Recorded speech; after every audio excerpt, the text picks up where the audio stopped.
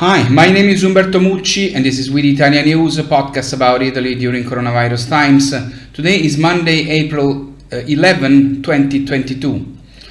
Since yesterday, the number of Italians who have had COVID reached the threshold of 15 million. It means one Italian in four, and this is just the number of those who have officially had it, while it is quite certain that many Italians had had it without realizing it or without officially communicating it.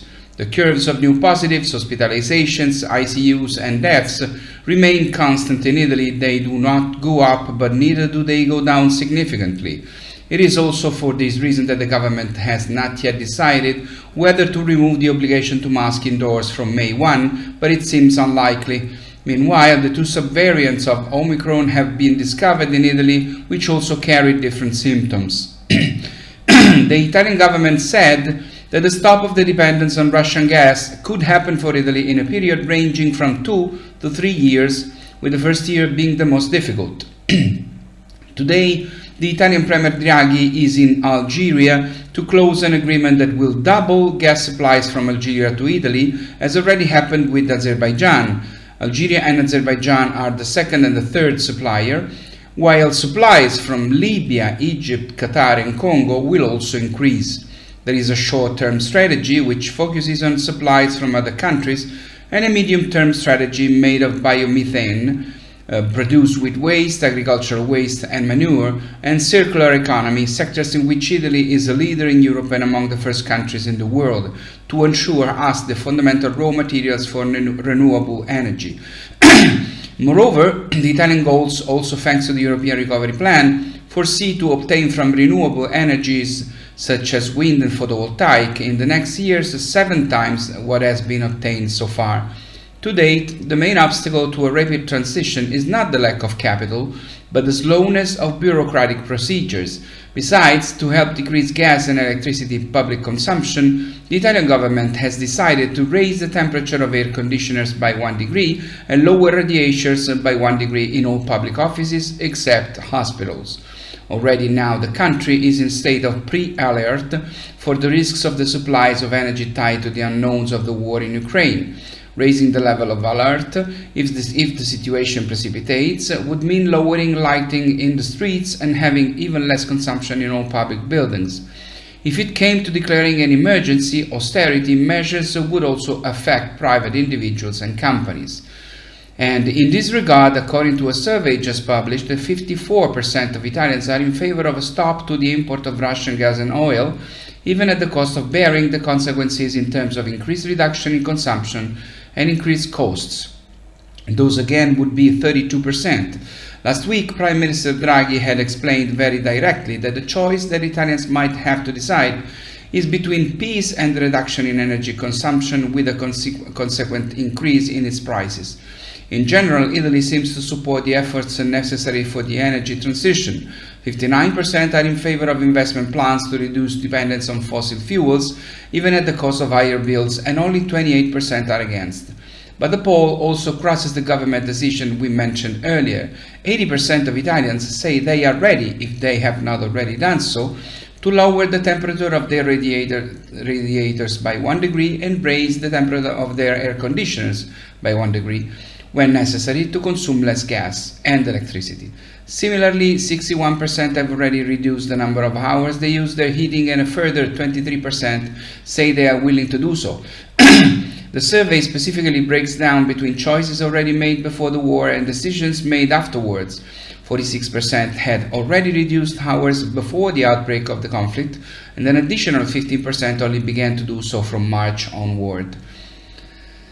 Births hit an all-time low in Italy last year, but there are signs that the birth rate is now recovering. Just 399,400 babies were born in Italy in 2021, down 1.3% on 2020. But there are signs of the birth rate picking up in the latter part of last year. As for mortality, the south of Italy showed the highest rate last year after the north was hit by the COVID-19 pandemic the previous year. Life expectancy fell to 81.3 years in the south of Italy compared to a national average of 82.4 in 2021. Good news. Good news are coming from tourism. Some 14 million Italians will start traveling again at Easter. 1 in 4 will take advantage of the April 25 Liberation Day holiday to make a 3-day vacation. In fact, this year, April 25 will be a Monday, and on April 25, we the Italians and me myself will be at the Nettuno American Sicily Cemetery to pay our respect to the people who came from America to Italy to save our country and free our country. Before the April 25 holiday, there will be a 5 days holiday possibility between Holy Thursday and Easter Monday. Some 89.5% of Easter travelers will stay in Italy, while 10.5% will choose a foreign location.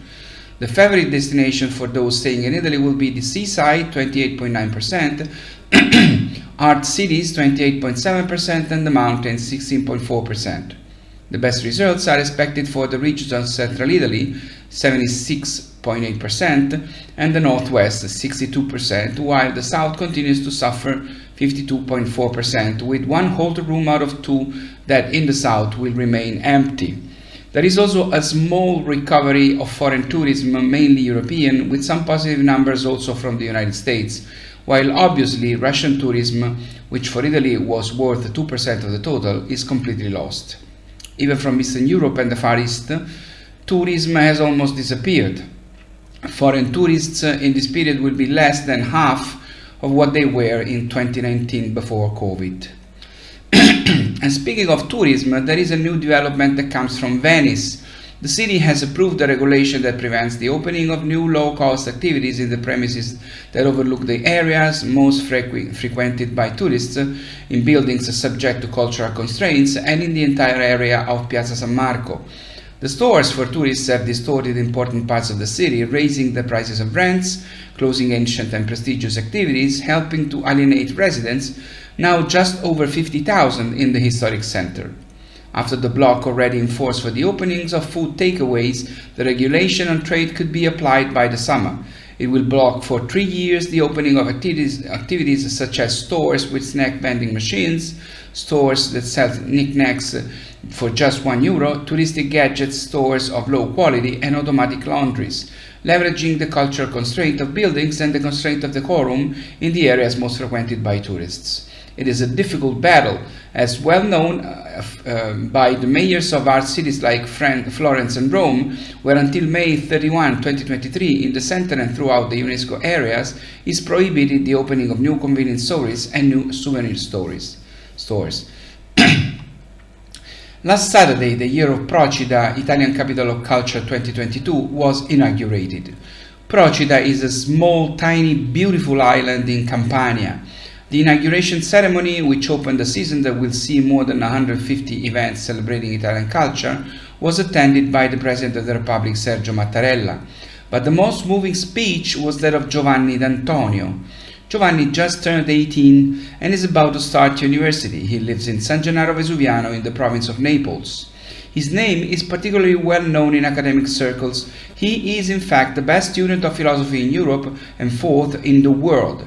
Just a year ago, in fact, he won the European Philosophy 2021 Championship, coming 4th at the World Championship.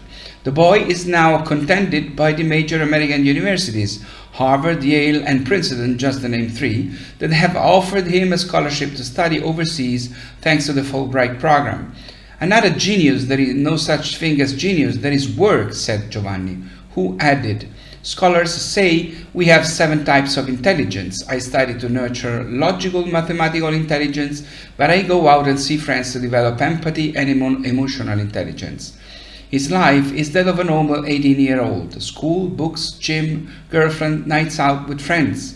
He has installed a timer on his apps so that at a certain point they freeze. He doesn't want to be a slave to technology in his smartphone. When he grows up, he wants to start his own business in Italy, but dedicated to social purposes. Hope is the word that he pronounced most in his speech, in an island that hopes to be reborn, coming out of the many problems of small towns in southern Italy. He won the European Championship with an essay on hope. To his peers, he said, work, study, be curious, and train yourself to hope. Faced with a dark moment, you may choose not to have hope, and you will stay put. or you could choose to have hope and move on. 10 years from now, who will have prevailed? The ones who moved. Well said, Giovanni. Well, thank you very much for your listening and watching. This was We the Italian News. My name is Umberto Mucci. I'll see you next Thursday. Please stay safe and take care. Ciao from Rome.